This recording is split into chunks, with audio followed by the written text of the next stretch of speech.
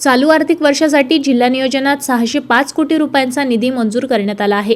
सध्या स्थितीमध्ये प्राप्त निधीच्या खर्चासाठी शासकीय मान्यता देण्यात येतील। त्यामुळे यंत्रणांनी जिल्हा नियोजनात निधी तातडीने खर्च करण्याचा प्रयत्न करावेत, असे निर्देश जिल्हाधिकारी आशिष येरेकर यांनी दिले।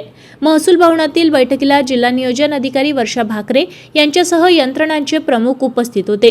जिल्हाधिकारी श्री येरेकर यांनी सुरुवातीला जिल्हा नियोजनाच्या बैठकीमधील उपस्थित मुद्द्यांबाबत अनुपालन अहवालाबाबत माहिती घेतली। त्यानंतर यावर्षी मंजूर निधीपैकी 60% निधी प्राप्त झाला असल्याने शासकीय मान्यता देण्याची कार्यवाही सुरू करण्यात येणार आहे। यामुळे यंत्रणांनी तातडीने याबाबत कार्यवाही सुरू करावी। येत्या जूनमध्ये शासकीय मान्यता देण्याची कार्यवाही करण्यात येणार आहे। प्रशासकीय मान्यता घेताना कामाच्या कायद्यांबाबत लोकप्रतिनिधींना विश्वासात घ्यावे, त्यानंतर प्रस्ताव सादर करावेत। जिल्हा नियोजनांच्या कामांचा MHUDID क्रमांक देण्यात येणार आहे, त्यामुळे ही कार्यवाही तातडीने पूर्ण करण्यात यावी। शासकीय मान्यता दिलेल्या निधी याच वर्षी खर्च होईल याची दक्षता घ्यावी। शासनाने VPDA यंत्रणा दिलेली असली तरी यात असलेला निधी वर्षभरातच वापरला जाणार आहे। त्यानंतर यातील निधी आपोआप व्यक्तगत होत असल्याने याबाबत योग्य ती कार्यवाही करण्यात यावी।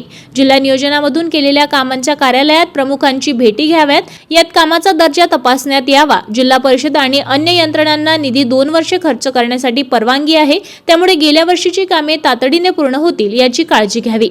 तसेच सेवा हक्क अधिनियमात अधिसूचित सेवा विहित कार्य मर्यादित देण्यात यावा। याबाबत कार्यालयाला प्राप्त अर्ज निकाली काढावेत। याबाबत नियमित आढावा घेण्यात यावा, असे निर्देशही जिल्हाधिकारी श्री येरेकर यांनी दिले आहे।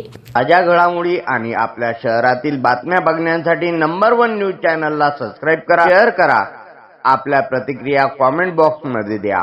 आपल्या बातम्या नंबर 1 न्यूज चॅनलवर बघण्यासाठी 99 21 58 96 63 या व्हॉट्सअपवर मेसेज करा।